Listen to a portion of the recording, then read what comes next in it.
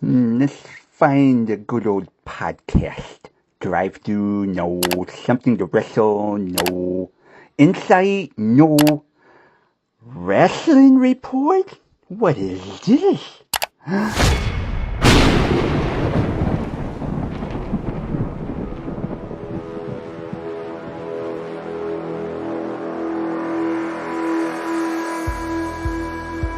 Hello, I would like to take you on a journey into the world of professional wrestling. This is the Rasslin Report.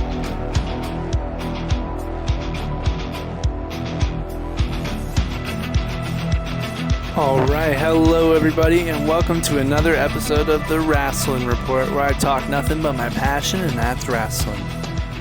Boy, oh boy, ladies and gentlemen, Clash in Italy is looking up to be a all-timer. I'm not saying that just because. I'm saying that because this card is loaded, but not just because of the card being loaded, but because of the implications that could follow. It's an all-timer, at least for the year. All-timer's a stretch, but this card is looking really good. And last week I was kind of like worried about, if WWE was all too short, but as of right now, as things are wrapping up here on the way, we are looking good, except for one major thing, which I'll point out on my Raw recap here. But overall, I'm really excited to see what Clash in Italy has to offer. WWE obviously, I think, has stacked the deck due to the Double or Nothing success. I'm going to get into my Double or Nothing coverage as well. Just going to go over like the major highlights because I did end up watching it. And I thought it was really good. AEW always delivers on a pay-per-view. And the hype behind it was absolutely real. I feel like everything delivered. Matches were insane. The Stadium Stampede I've always been a major fan of. And, I don't know, things ended up working out just fine for AEW with that pay-per-view. And I'm going to go over the things that I liked about it and what it could be going forward. And I think that's what I'm going to start doing going forward as well.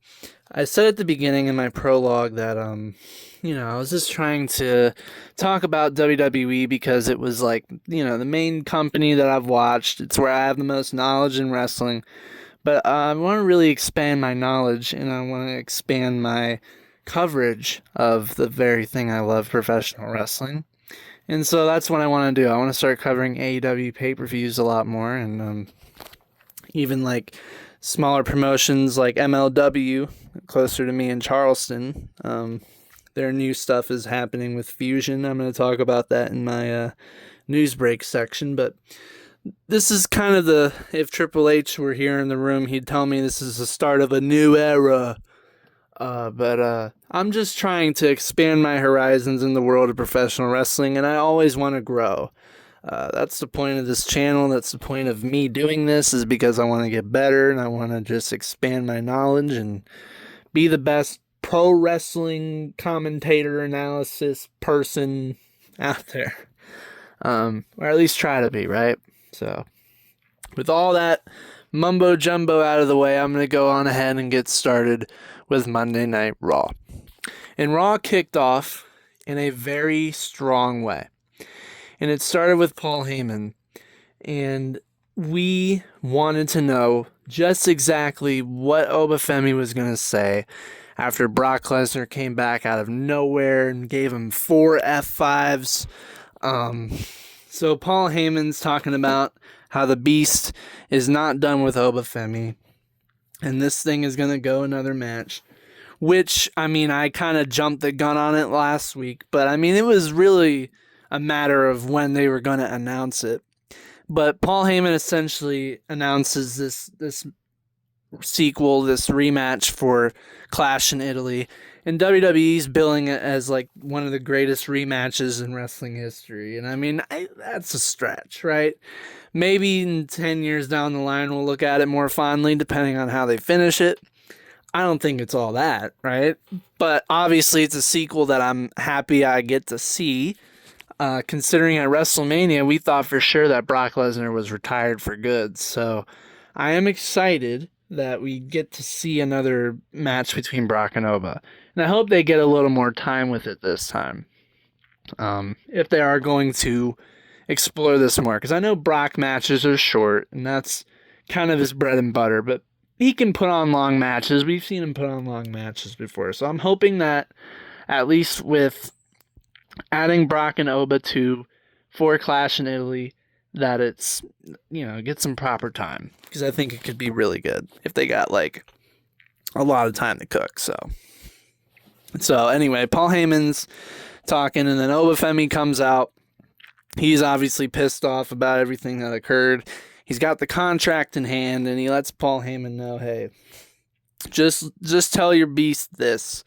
I'm going to end him. He made this personal. I wanted to just, wrestle him one time, and I wanted to get that notch under my belt. I got the win. There was nothing personal about this to Obafemi until Brock Lesnar decided to give him 4 F5s. And so now Obafemi is a pissed off man, and he is not going to stop until he gets Brock Lesnar done for good. And there was also in this brief little segment with Oba and Paul, Brock had a little backstage angle he recorded, not angle, but little video he recorded. He was just telling Oba that he was humbled, really, that Oba kicked his ass at WrestleMania. He admitted to Obafemi straight up that his ass was kicked wholeheartedly. I mean, he couldn't say that Oba didn't kick his ass. Like, that was the truth of the matter. And so while Brock's saying that, and he's saying how humbled he was by just the sheer power of Obafemi, he acknowledges that he is still Brock Lesnar and that he's not going to go out like that. He refuses to go out like that. And so he comes back. That was his motivations. And he says at Clash in Italy, he's going to put an end to Obafemi once and for all this hype about Obafemi, all this excitement around Obafemi. It dies. It dies in Italy.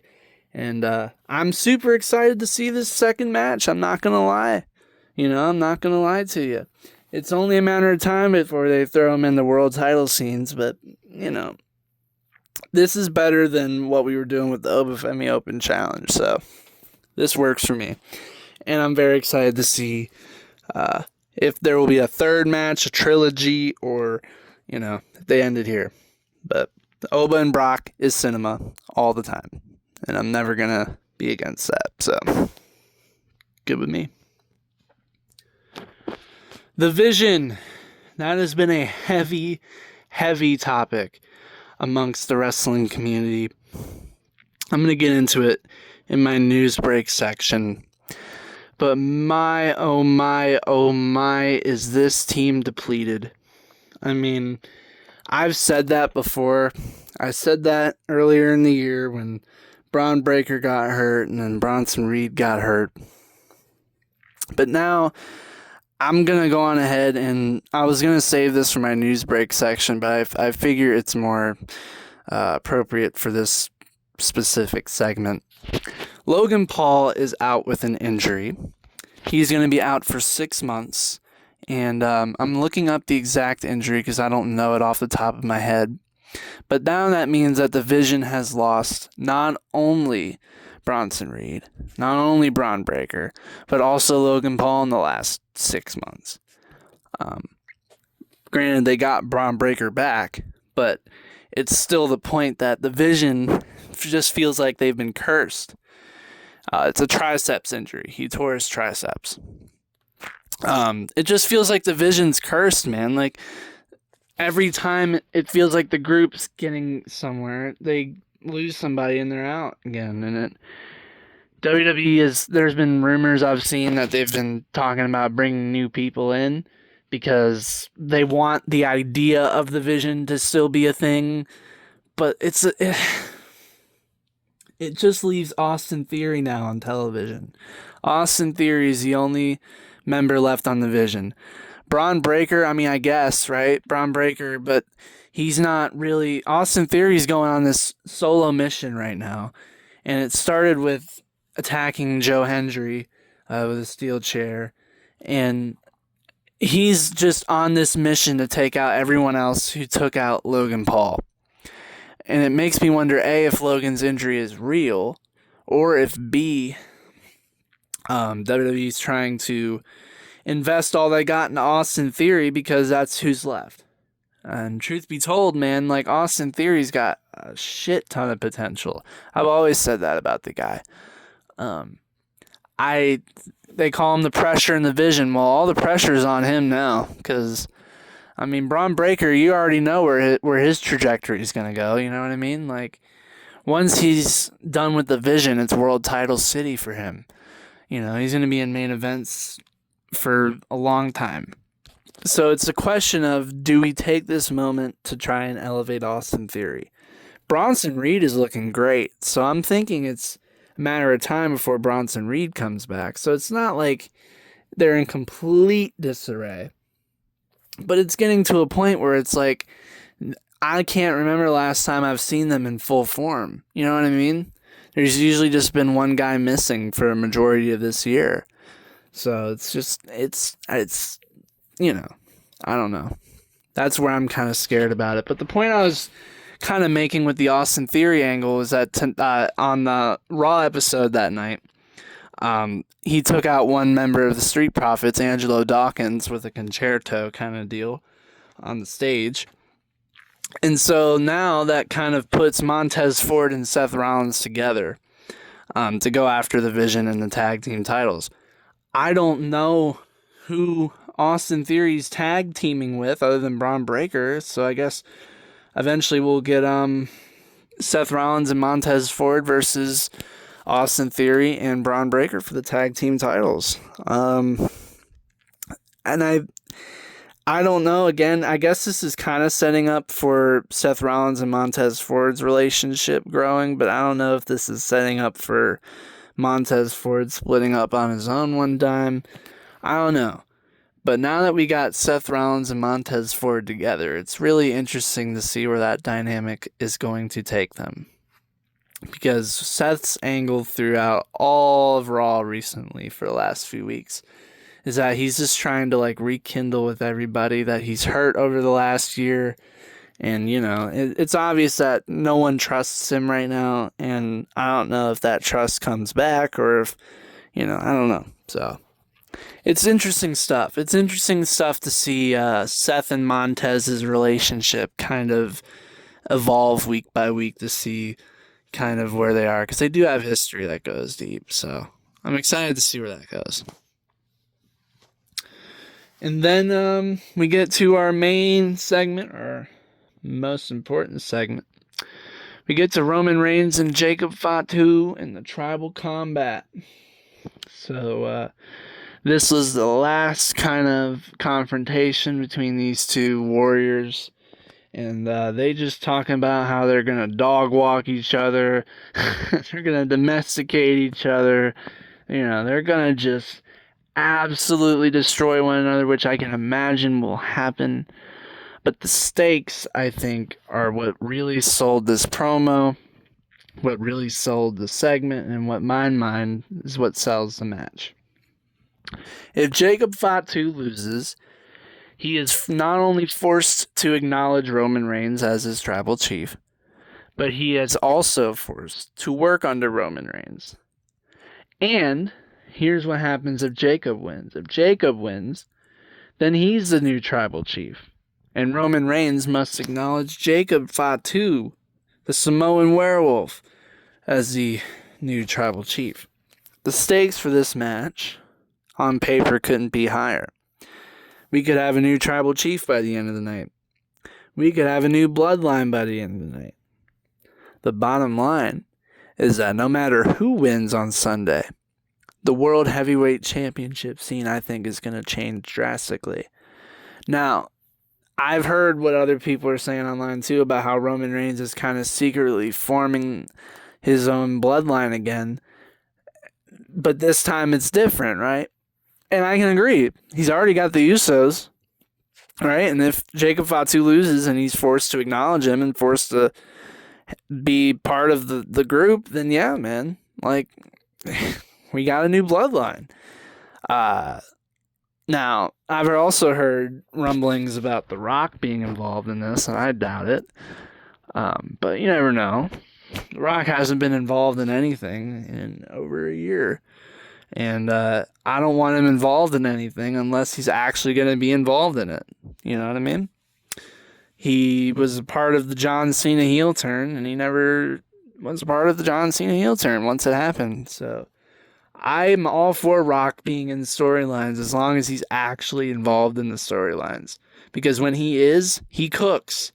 WrestleMania 40, perfect example. He just needs to actually be involved. Like, if you're going to actually be involved, be involved. I would love for The Rock to be involved. If he wants to be. And that's the thing. If WWE wants him to be, and if The Rock wants to be, then he'll be. So, I don't know. We'll see.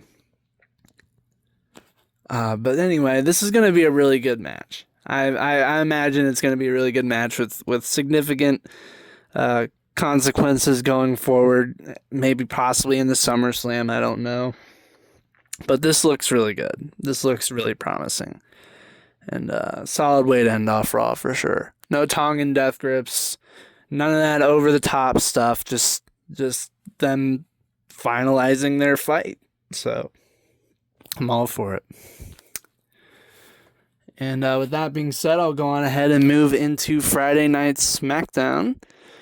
When do I want to start? I'll start off with what started off the show. The show started off with Jade Cargill, B-Fab, and Michin. They haven't given them a group name yet. I don't know what the group name would be, but I guess that would be up to them and up to the writers. I don't know. But Jade Cargill comes out, and she's very confident. She's very confident in not only herself, she's feeding into the Barcelona, Spain crowd that was hot for a majority of the night. She's just talking about how she's going to right her wrong of WrestleMania, and she's going to reclaim her women's championship from Rhea Ripley. And before things get too dicey, Alexa Bliss and Charlotte come out. You know, they've been helping Rhea Ripley take care of B-Fab and Michin as of late. And Alexa cooked here, in my opinion. Alexa Bliss was telling Jade, look, girl, I have fought some of the best women in my prime. And yes, she has. If you need to look up some Alexa Bliss stuff from like 2016 to like 2018. That is like pure peak prime Alexa Bliss. So yes, what she said there is completely true. And she believes that she can add Jade Cargill to that list of incredible people that she's been in the ring with. And Jade's not worried about Alexa Bliss. She'd rather worry about Rhea Ripley and taking that title. But Nick Khan. Oh, that name's been in the news too.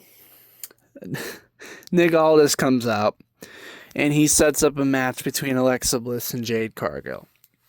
And so that match was really solid, but I imagined that although Alexa was talking a big game and she's a badass, she wasn't going to win this thing. And so Jade got the momentum she needed heading into Clash in Italy. Rhea doesn't really need any momentum because she's already Rhea Ripley, but Jade wanted to add an exclamation point on top of the win that she took over Alexa Bliss.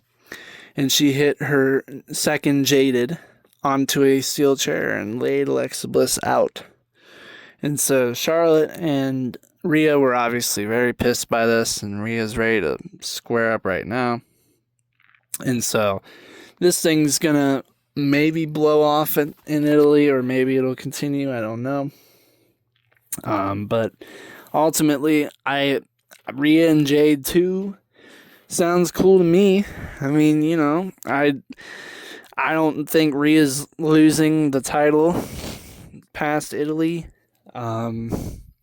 Jade is great. I do like Jade, despite a lot of people not liking like her in-ring stuff. I like Jade. I don't know personally like where this will go for her once Italy's over, because I can't imagine she'd win it after losing it at WrestleMania. Like, it wouldn't make sense. So maybe focus on the mid-card title. Bring that up a little bit. I don't know. I'm just thinking about things. But ultimately, I think Rhea Ripley's going to get the edge here at Italy over Jade. Just because they wouldn't have her win at WrestleMania, just have her lose it again. It just doesn't make sense. At least not right now. And then we get another week, another good week of Trick and Mello and Ricky. The United States Championship scene right now on SmackDown is looking really fresh. That's one thing I've wanted to say on this thing for the last few weeks, but I haven't. The U.S. title scene for the WWE on the men's side, the mid-card title scene, I'd say is really starting to pick up the pace here. The Penta and Javon Evans match on Raw for the Intercontinental Championship was absolutely incredible. That bump that Javon Evans took on the barricade, man, I felt so bad for him.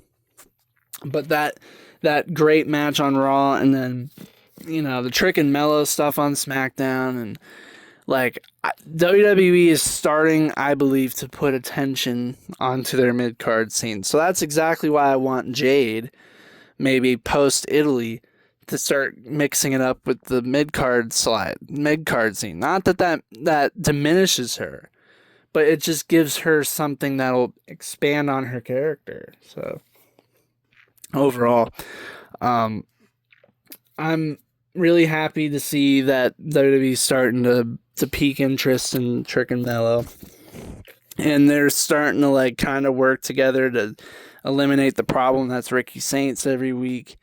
And I don't know, it's eventually gonna clash, and it's gonna be good. It's gonna be really good, and I'm excited to see what that will bring. And then we get to a backstage segment, which I wanted to bring up, which is Sami Zayn. Sami Zayn, man. Oh, I think we've switched him officially. Sami Zayn is in full denial mode. He explained his actions to Cody Rhodes backstage, who didn't even want to even look at Sami Zayn. And he was just saying, bro, you deserved it. You always think that you deserve everything because your name is Cody Rhodes, and other people who've worked just as hard as you don't get those opportunities. Sami Zayn has had a lot of stuff going on that hasn't gone his way, and a lot of it is starting to boil over. And so, him and Cody, I believe, are going to have a grudge match at some point, and I don't know when, but I imagine it'll be a big one. Sami Zayn hasn't necessarily, turned heel yet, because I guess there's still moments where you can hang on to the babyface, but he's gone, right? He fought Matt Cardona on SmackDown. Matt Cardona is a clear babyface. I don't know how you can get more good guy, bad guy than that. But there's obviously still some, there's still some cords that need to be untangled there with Sami Zayn and his mentality of stuff. But overall, this is going to be really good for Sami. I like where they're going with Sami. He's kind of got a Drew vibe, and I think that's what he needs. He doesn't need to be the guy that screams conspiracy at everything, but just the guy who's just fed up with how he's being treated. That's how Drew's character's been so successful. So I think Sami could incorporate it in his own way that makes it unique for him. But anyway, that leads into my next point, because Cody Rhodes' big thing tonight was to confront Gunther and to finally get this thing official for Clash in Italy. I guess at some point Gunther signed the contract. I don't necessarily know. But they had a very, very, very good promo segment that really nailed home why they don't like each other, and nailed home why this thing is going to be personal and why this thing matters. Gunther is telling Cody Rhodes that he only needs one phone call to get what he wants in the WWE. Is that because his nepotism got him here? Is that because his father's Dusty Rhodes, that he's only as good as he can be? And that argument would be true, but a decade ago or so, WWE didn't care about Cody Rhodes. That's why he went on the journey he went on and founded AEW and created a whole revolution. He started a whole revolution.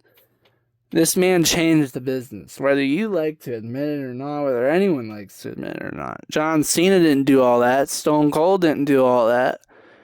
He left and became bigger than WWE could have ever made him at that time.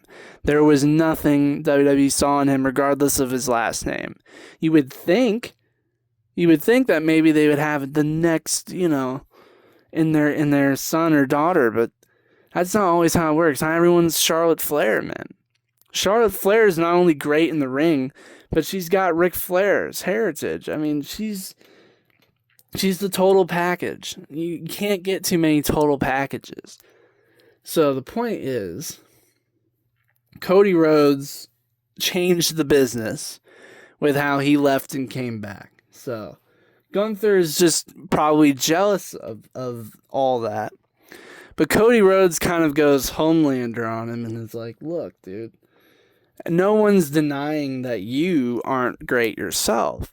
Like a decade or so ago when you were Walter in NXT, you were like a little heavier than you are now. You've lost a lot of weight. You've won championships. You've been on crazy historic championship runs.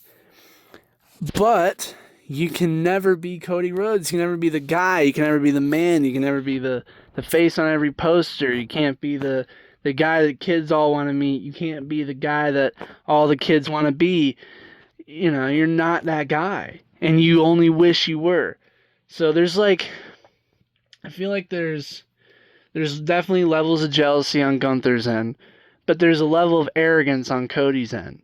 He acts like, he's the only guy that has been that popular, or, he's got that level of arrogance behind what he's telling him. Like, that makes me holier than thou. The fact that I'm loved by all, the fact that the kids want to be me, the fact that everybody wants to be me, that's only something everyone could dream of. And so, he takes a spin on it that's kind of arrogant, and I like it. I like the Homelander style. I think Mark Henry on his podcast put it best. We saw a Homelander style in Cody Rhodes on SmackDown. But overall, I don't know why I keep saying overall. I don't know. It's easier to wrap it all up, I guess. But Cody. I don't know if Cody's going to walk away with the championship. Usually I'm almost pretty certain Cody walks away with the championship. But, what are they going to do with Cody Rhodes, right? Gunther's going to be the WWE champion. Because, in my opinion, they are setting up Gunther and Brock Lesnar at SummerSlam. Gunther's going to be the new WWE champion after Clash in Italy. He's going to challenge Brock Lesnar for SummerSlam. His retirement in Minnesota. I don't know how we're going to get there, but we're going to get there. And that'll be Brock's true last match. I believe WWE has found a way to get Gunther and Brock. I'm happy for it in a way because I want to see that match. That match alone would just be incredible. But obviously, I don't want Gunther to start retiring everybody. You know what I mean? Guys should be able to choose what their retirements are. I understand if they agree to it, but, what if somebody wanted to go out a different way other than losing to Gunther? As long as they're cool with it, I guess it's no big deal, but, I don't know, man. I only want Gunther to retire so many people, so it's only too much at this point. But anyway, I'm getting off on a long-winded tangent here. Cody and Gunther had a great little final face-off. each kind of explaining their own reasons for not liking each other, and ultimately this thing is going to open the show, from what I've seen, and I believe it'll deliver, because Cody and Gunther always does, right? So overall, I believe that the go-home shows for both Raw and SmackDown kind of give us an idea for what to expect to Clash in Italy and what could happen after the fact. And, I don't know, man. With that being said, I'm going to get into my all-elite angle. That is what I'm calling it. Whenever I cover AEW from now on in, I'm calling it the all-elite angle. I think it's pretty neat. So, I'm going to get into Double or Nothing, which, in my mind, really, really, really delivered on a wrestling show. It was absolutely great. Truth be told, I need to be fully 100% caught up in storyline. Not that I'm completely jaded, but there's things about the show that I haven't researched or examined fully. And one of those things is the Kyle Fletcher heel turn. I knew that he was part of the Don Callis family, and I know that they've been like best friends. But I don't know more details of it, honestly, other than the extent of them being best friends within that faction. And so I saw that he turned heel on Konosuke Takeshita after his match with Kazuchika Okada, which in my mind was just so good. And I would have to look more into it, which I'm going to. I'm going to start committing to it. But I think it was a very well executed heel turn. It was really solid, and it really told 1,000 stories without knowing them, right? So, I don't know. I'm excited to see where that goes. And one part about the show that I really enjoyed was the Adam Copeland and Christian Cage win. Not only have I wanted to see Edge and Christian team up again for the longest time in WWE and AEW, I always wanted there to be a possibility, whether it be that Christian made it back to the WWE or that Edge made it back to the AEW. I just wanted it to happen. And so since the feud between them is over now and that they're working together to win tag team gold, I think it's absolutely awesome to see them win tag team championships in this day and age. We know that Edge's career is about ready to wrap up. We know that Christian's career is probably getting ready to wrap up.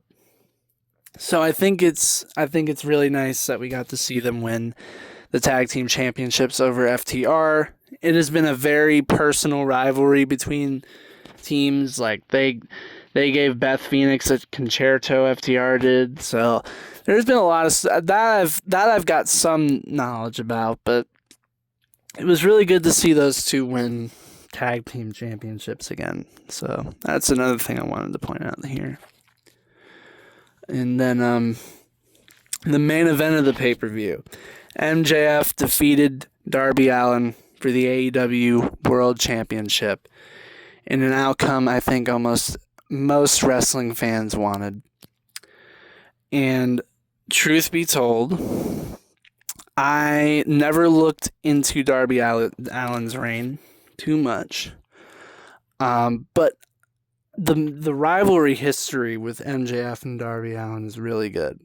There's a lot of history there. The headlock takeover stuff that MJF beat Darby Allin with has a whole lore within itself.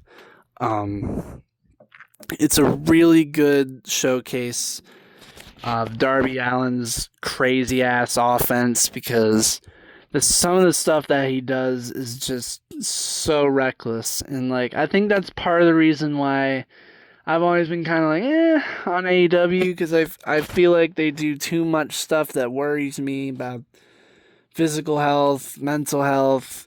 WWE guys aren't jumping off cages every pay-per-view. I feel like there's just something crazy happening all the time in AEW when it comes to guys putting their bodies through unnecessary harm.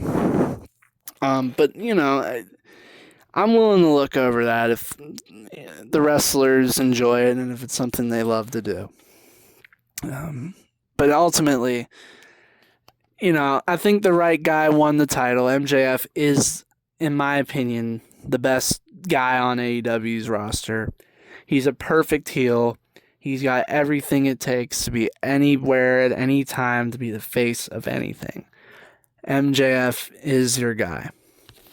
And I found it an interesting perspective when he was in an interview. He was talking about how he could have went to WWE in 2024.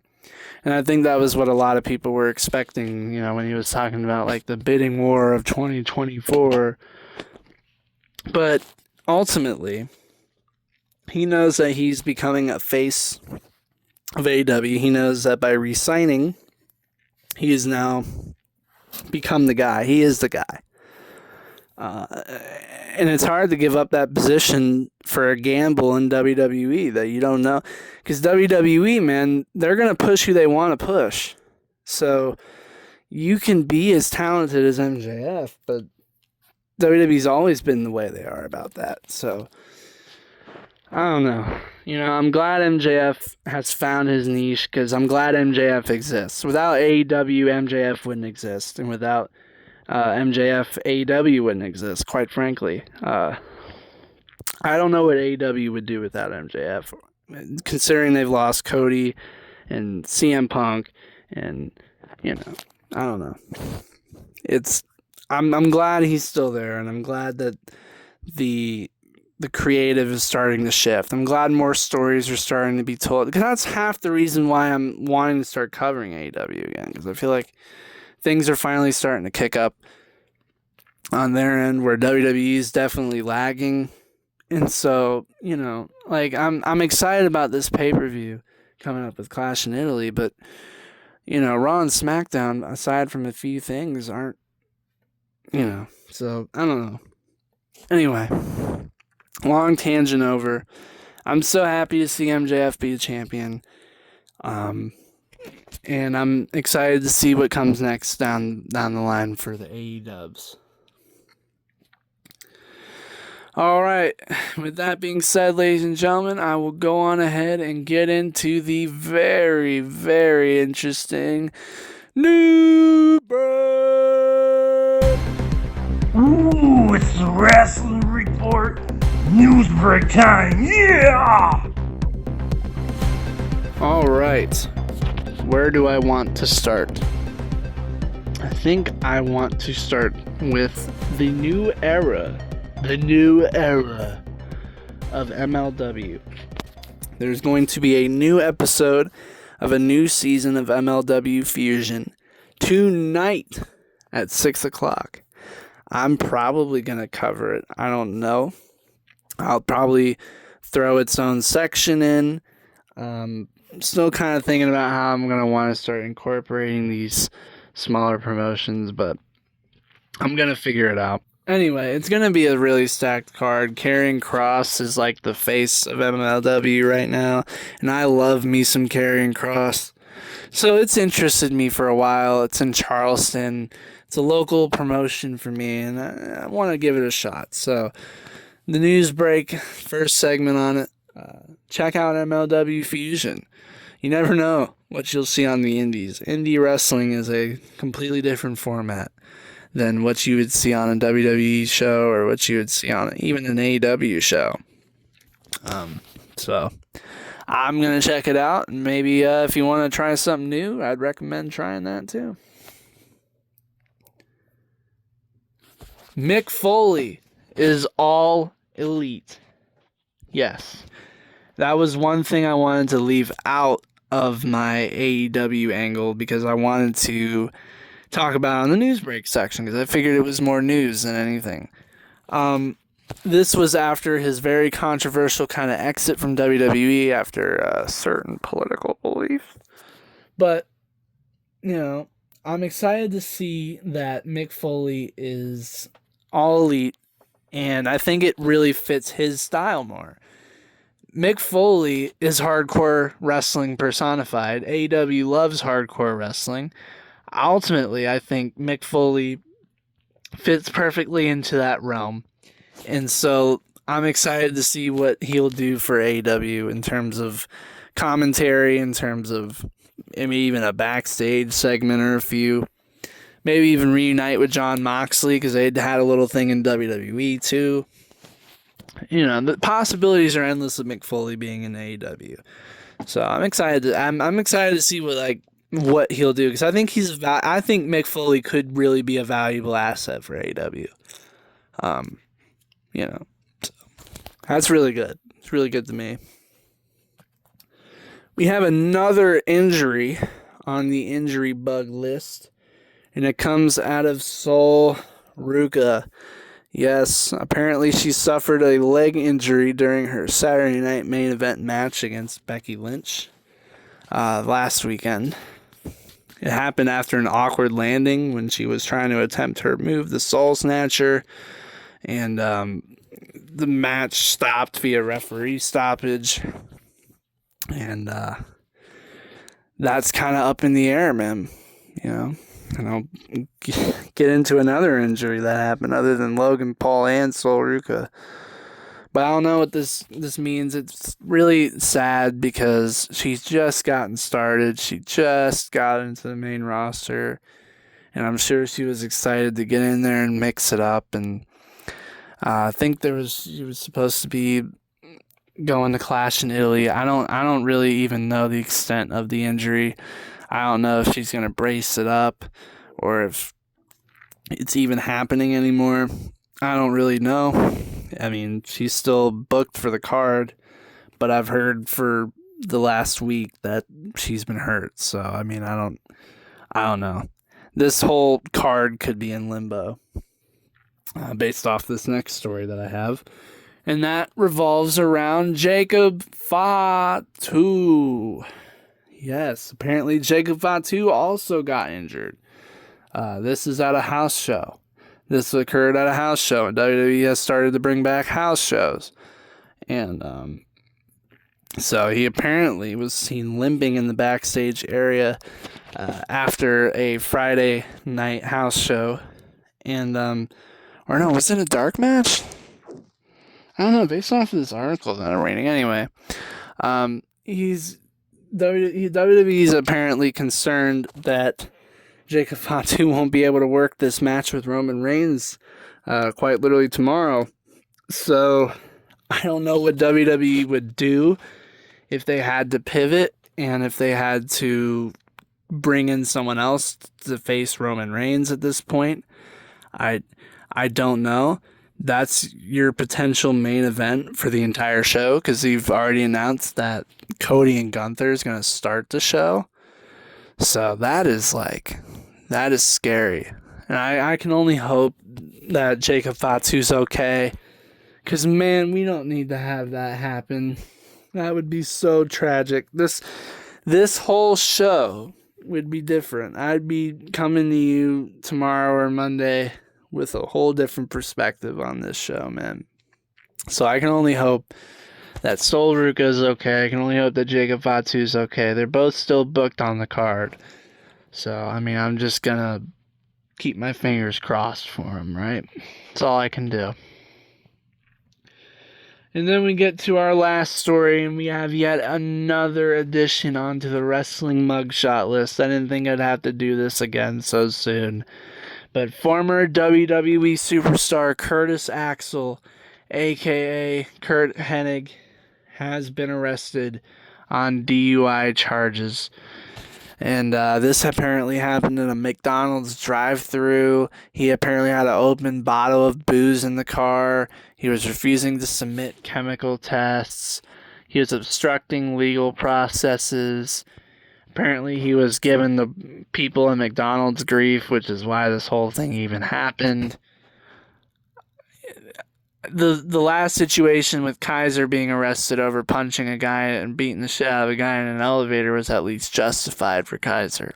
After we found out the story further, Kaiser looked like the good guy there, right? I don't know how you can spin this to make Curtis Axel look like the good guy here. This guy made a very bad choice that night, and he is going to probably regret it. Because the bottom line is, the guy hasn't wrestled in a while. I don't even remember the last notable thing he's done. And I don't know. This is just a bad choice. And, I hate to see guys get arrested because you don't want to see people get arrested. You hate to see that. Because at one point, this guy was fucking huge. This guy beat Triple H. This guy beat John Cena. This guy was Intercontinental Champion. This guy mattered in professional wrestling at one point in time. And I don't know, WWE gave up on him. And I feel like at some point he gave up on himself. I don't know. Hence why we're running around with open bottles and getting DUIs. So it's sad. It is. And I hope he gets help. I hope he gets help because he surely needs it. And, I don't wish anything bad on him. It's just something sad that you don't want to hear. You grow up watching that guy, and it's Michael McGillicuddy even as a Nexus, and you just, you don't want to see that. You just don't want to see that. It's nothing you never want to see. But with that being said, ladies and gentlemen, I'm going to go ahead and bid you farewell for now. I will catch you all in my Clash in Italy review. And boy, oh boy, that thing might be fireworks. Tune in for that one, baby.